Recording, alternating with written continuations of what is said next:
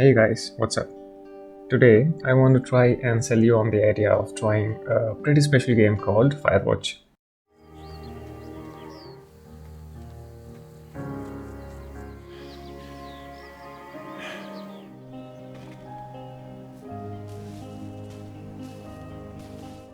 Now, some of you may have already played it, and some of you may know about it and have not tried it yet. So if you're the first type, it would be great if you could share your experience in the comments for me and the others to go through.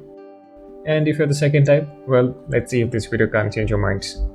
Firewatch is a game that will not demand you to be mechanically good or even need you to big brain things.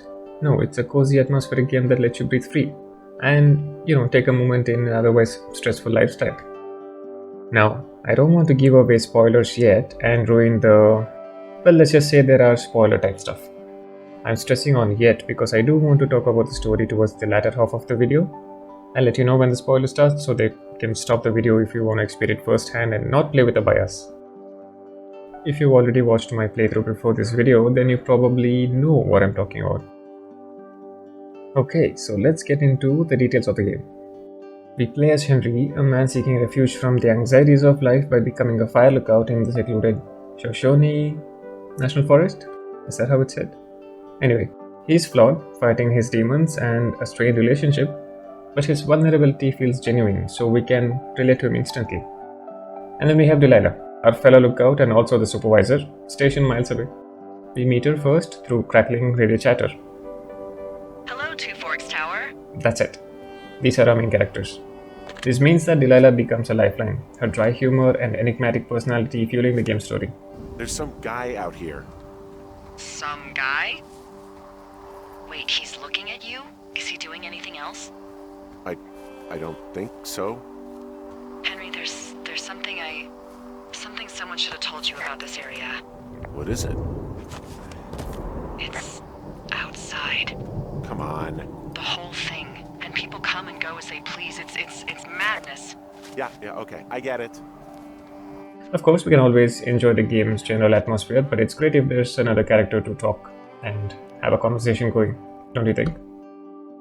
Next, let's imagine being transported to the Wyoming wilderness alongside Henry.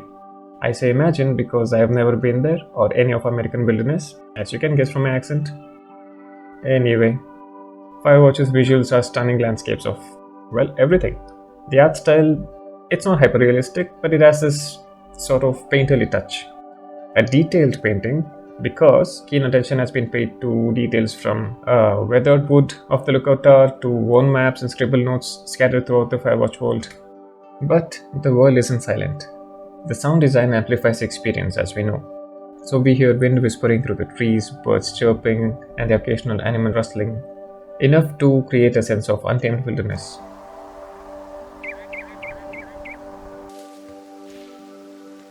A special shout out to Chris Remo for composing the soundtrack for this game because it's an acoustic masterpiece. Hello, Henry. It complements the game's tranquil moments and builds tension during the unsettling discoveries. Well, my typewriter is on the ground outside of my tower.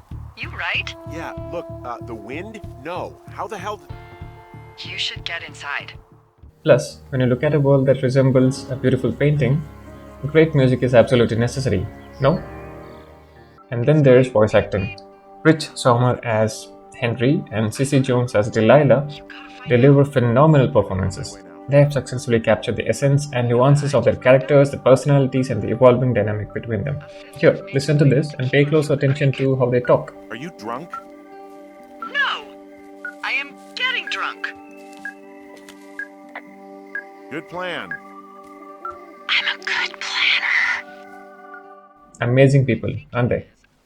But Firewatch isn't just about pretty scenery and charming characters, it's the atmosphere that takes it further. The wilderness, the creak of our radio, and the soundtrack, or the lack thereof, create a sense of isolation. Yet we have this feeling of uneasiness throughout. For the most part, there is no soundtrack as we play, only the sounds of the forest. This further adds to the feeling of isolation, like we're missing something, or like something that's just waiting for the right moment to pounce on us. And we feel this in the game, as the silence is taken over by slow and steady build-up of music, creating tension. Found their trash. These idiots are gonna pay. Do they realize this is how people die? This feeling is the chef's kiss on an already great recipe.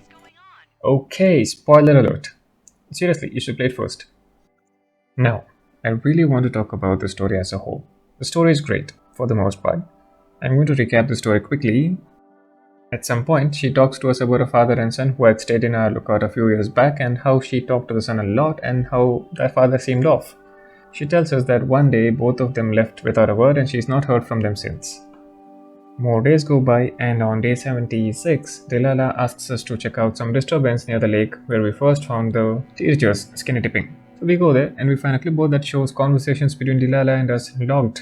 Detailed conversations. Nearby, we find a walkie-talkie, and as we pick it, we are hit at the back of our head. Oh, whose it is? When we come to, we decide to go to Wapiti Meadow to check out who could have done this. So we go there and we find a fence that's locked shut. Delilah tells us that the workers that carried out a controlled burn would have left equipment that might help. We go there, we get an axe, and we start walking back towards the fence. Talking to Delilah, we hear somebody cough over the radio, and we freak out.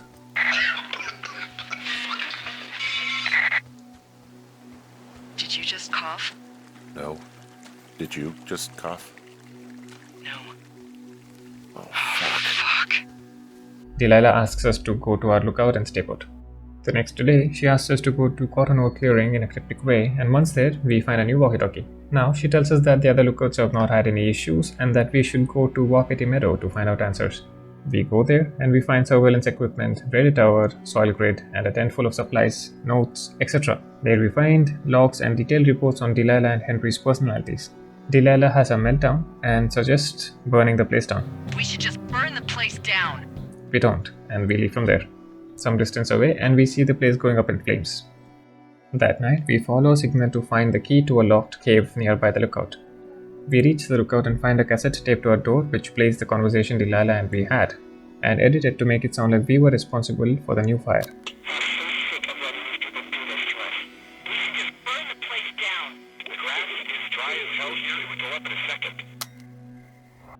The next day, we go to the cave, get trapped by someone, and find a way out, only to end up at the hideout of the boy that Delilah told us about. We find equipment that helps us explore the cave better, and find the boy's body that's now decomposed to almost just a skeleton. We tell Delilah and she's heartbroken because she thinks it's her fault for not calling in the disappearance. He'd be alive if I had told someone he was out here. She then calls for extraction the following day, and as we plan to leave the lookout, we find a signal. We follow it to find a tape from the father explaining that his son's death was an accident and that he was the one who was surveilling us. We reach his hideout and find a bunch of other logs. We hike to Delilah's lookout for extraction and evacuate from the forest. And that's the end of the story. Now, my gripe with this reveal was that it felt like a total letdown.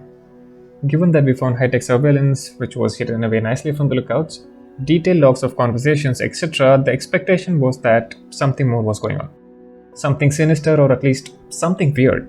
But it just turns out it was just one guy, who no one knows what happened to or where he has gone, who tells us himself that he's been squatting in the forest for 3 years, and yet, you mean to tell me that he had enough resources and time to set up high-tech surveillance and monitor us for weeks? You had us go through so much mystery and paranoia for this? Nah, it just felt too far-fetched. It is what it is, and that's the story we get. Though an absolute blast to play with such visuals, voice acting, and atmosphere, the end was not solid enough to make the game feel complete. Regardless, it's a game that I would recommend everyone to play because it's too damn beautiful and relaxing. And that's my review of the game. I hope you had fun. Let me know what you thought. And thank you for watching.